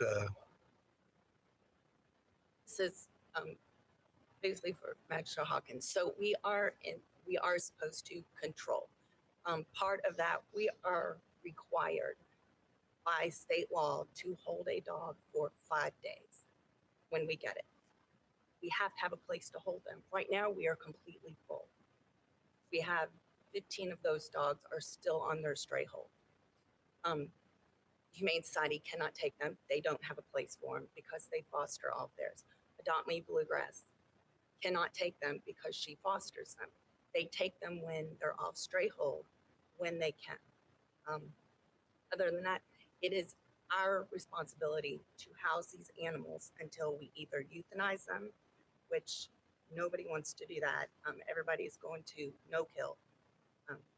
So if we don't have more room, I mean, that we have 20 kennels, of which we can use 15 right now because 5 of them don't work. Of those 15, 5 more, the guillotine doors don't close. So we can only put friendly dogs in those. We can't put ones that are gonna attack us or bite us if we try to put food in. All of the chain link needs to be replaced. There's so many things wrong, and we do not have a designated cat area except the garage across the street. So when we get full of cats, we pass diseases around, and then we're euthanizing or spending more money on. We don't have a surgery suite because we don't do the surgeries. We take them to the Humane Society. Their mission is to do clinics. We don't do the clinics because we do not pay a vet to be on staff because that would be more money. It's much cheaper for us to take them to the clinic, have them fixed, and bring them back and then adopt them that way. So we don't need a surgery suite, but we do need a place to house them because the Humane Society does not have that. Vets go to the Humane Society to do spays and neuter clinics. Do they volunteer their time? Gregory at Crestwood Vet is the one who volunteers her time. Dr. Gregory and Dr. Young volunteer their time. They paid something. I'm not sure.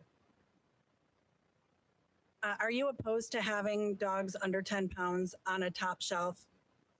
On a top shelf Have to run, but because we don't have the space. No, it's not ideal because the space is so small that, you know, that they have like a 3x3 place to live, eat, do their business. It's not right. And then we have to move them from one over to another one. And it's, you can't hose that area out without that running down on the dog underneath them. It's just, it's sanitary. thank you. Commissioner Likens. I want to just say one more thing. We started out with a jail budget of $12 million, I think. Then it went to 14 and ended up at 23. But that was for the future of Oldham County so that we won't have to be expanding the jail. It made it run more efficient.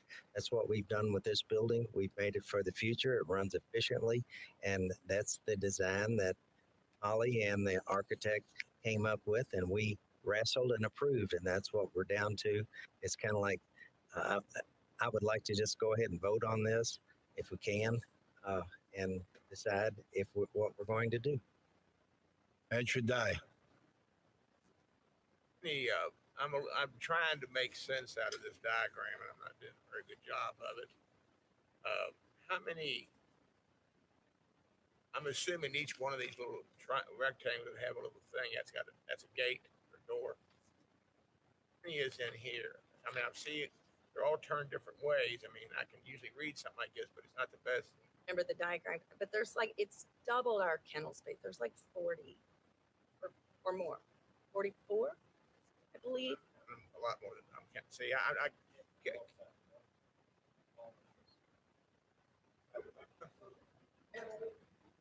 Yes, come up to the microphone. There are kennels that are designed in here to hold the dogs. There's also areas where the dogs have to be separated in different kennels if they are diseased or contagious. There are cat spaces in there too. You might be, I don't know which exactly space you're looking at, but there are, this accommodates all of that. And cats and dogs are separated in areas where the animals have to be contained in order to not be contagious are separated.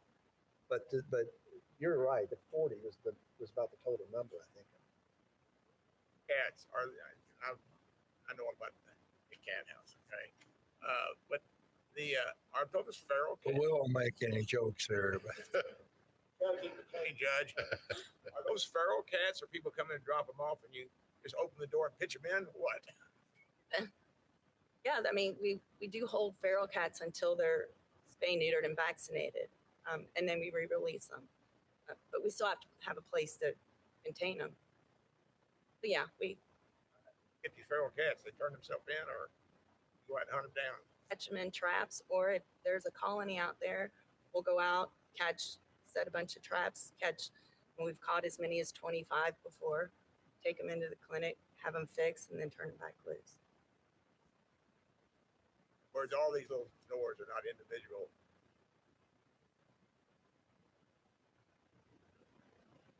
Would you be happy if this was much smaller, kind of back to your minimalistic design that Magistrate Hound spoke of? As long as we're not going through this again in 10 years, where if you build it smaller, then, I mean, you really only give us a new building. And, you could fix this one up, but you really can't. The thing about it, but I throw this argument out a lot, and everybody's probably tired of it. But the room we're sitting in 20 years ago, one of my predecessors voted against building. Didn't want to build this building. We're all sitting here, nice air conditioned, clean space. I don't think any of us would turn around and go back to what they had. The fiscal court used to meet on the third floor of the original bank building in a room that was maybe, I can't guess how small it was in relation to this room, but there's no comparison whatsoever. I don't personally, this is a lot of money, but we're a classy county. We don't rank ourselves with the top of Kentucky, bottom of Kentucky. We rank ourselves in the top in everything we can be. That's pride we take in who we are and as a community, what we want to be, and how we want to be seen. I won't name counties, but you know which ones are the ones that we would like to identify, and we could probably name some ones that we don't. I looked at some fiscal court meetings on YouTube where other counties meet, in a barren room with one camera or no camera, or, sitting on church benches. We can do all that here and not have this expense, but somehow or other, 20 years ago, somebody chose to do this. We're all thankful to be sitting here today. 5 years from now, I don't think this will make a bit of difference if we have a nice animal control facility. I don't think anybody's going to be embarrassed to drive by it, look at it, and say, "Oh, I'm sorry, we'll put that up. Boy, that was too much for us." I think we could have the opposite reaction, though, and come by and say, "Well, I'll look the other way because I'm kind of embarrassed of what we did, but we wanted to save a little money." Well, this is not going to sink our ship. We have funds coming in for unexpected funds for other things that we were committing money for without that knowledge when we talked about it. So, I understand everybody's concern. It's a lot of money, but I really think that if we do something that we're pleased with, proud and functional, and we're saving money on personnel, some of these counties we visited, as I mentioned, we didn't say how many employees we had because Nicholas County had twice as many employees as we had. Now, I don't know why. That was just a judgment that's made in Nicholas County. But golly, I didn't want to say we've got 4 people on our animal control staff when they had 12. It's just, we're saving money on labor. Let's put it into something nice that attracts people to work there, that the community's proud of, and that will be as efficient as we can for the employees we have. And not to have turnover and repeated things, and I want it to be efficient for the people that work there. But mostly, I want us to stay in the Class A category.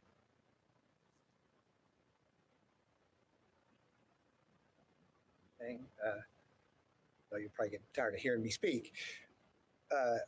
First of all, I think that she did a fantastic job of getting us started with the program that she developed. But I think when I hear a question about returning to a minimalist kind of approach. When we describe her original sketch as minimalist, it's because she keyed in on the most critical spaces and needs that she recognized in her program. She's not a design professional, and it would be unfair to hold her to that. That original sketch would not be buildable because it wouldn't meet the building code. That's why we are part of the team.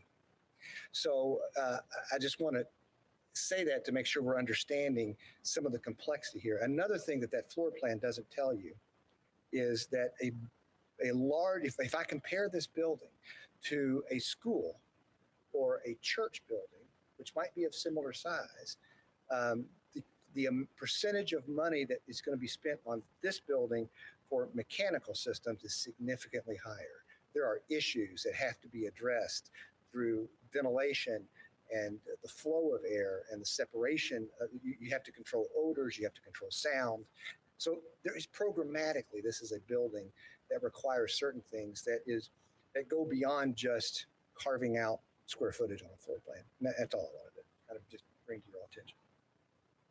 And when we were it was Jessamine County, Judge Nicholasville is where we were. All right. No, you're right. But their biggest complaint was ventilation issue and not being able to move the air through the dog kennels. And you're right, Kevin, that was one of the things that they said that they saved or they didn't spend money on, that now they're going back to retrofit mechanicals in order to make the space livable, because they actually had, the week we were there was in the summertime, and they told us that they had this is when we had inmate labor, that they had 1 or 2 inmates go down that week because it was so hot inside the kennel space that it was causing them issues. We're trying to avoid all that. We're trying to keep out of that. I think that the number of kennels, and I was just trying to, they're different areas, but there is about 40 kennels in there, but of various uses. And that goes back to the efficiencies we were talking about with Polly. And when I said minimalistic, that was not meant to be a dig on anybody. But Polly she didn't come ask for 10 offices was where I was going. She didn't come and ask for 5 bathrooms. And I'm being ridiculous when I make those numbers up. But she said, we had a conversation, well, there's no staff office. I don't need one. Okay. And, the thing that she asked for, one of the things was a staff, staff break room. Because she said the staff break room we have today is our exam room, our food preparation room, our food storage room, and it has all the uses except for what it was designed for, and that was for the employees to have a place to eat. So anyway. I think we have a motion on the floor to move ahead and allow Kevin to finish the construction documents to hire a construction manager and bid this project. I don't think the motion on the floor includes going forward with the project if we don't like what the numbers come out to be at that point. Correct. We have spent no money in construction until we approve the individual construction contracts that he will be developing. Aisha Greenwell. But does this let us go forward as far as ordering the steel building that has to be ordered, and that will determine the size of the building? No, I don't think it does. I don't think until we actually know what or the price of what we're ordering is. In other words, we don't order it and find the price out later. Somebody's got to quote a price before we go forward. And that would be that'd be a decision to be made at that point. I think at this point we're allowing Kevin to finish the drawings, to let hire a construction manager to go forward and get these bids, open these bids, see what they all total up to be, come back to us at that point and say, hey, here is what we have. Then we would vote it up or down to go forward. That's your motion? Correct, sir. My only statement is that as he goes forward, you need to expect what we've seen, that you're going to be $5 million. It could be 100,000, 200,000 one way or another. We can do all the what ifs and that if. And if you as a magistrate, you're accepting a $5 million animal control, then I guess you vote for it. I can't vote for that much of an expenditure. I don't think it's worthy of taxpayers' dollars. That's what you cut it one way or another. And I hate to see this gentleman go forward. That's the reason I'm glad we're to vote it now. At least he knows where he's going, that he's okay spending more of his time or our dollars, whatever. Well, he's going to get paid for whatever he does.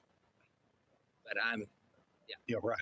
But okay, let's ask another question that was out there earlier.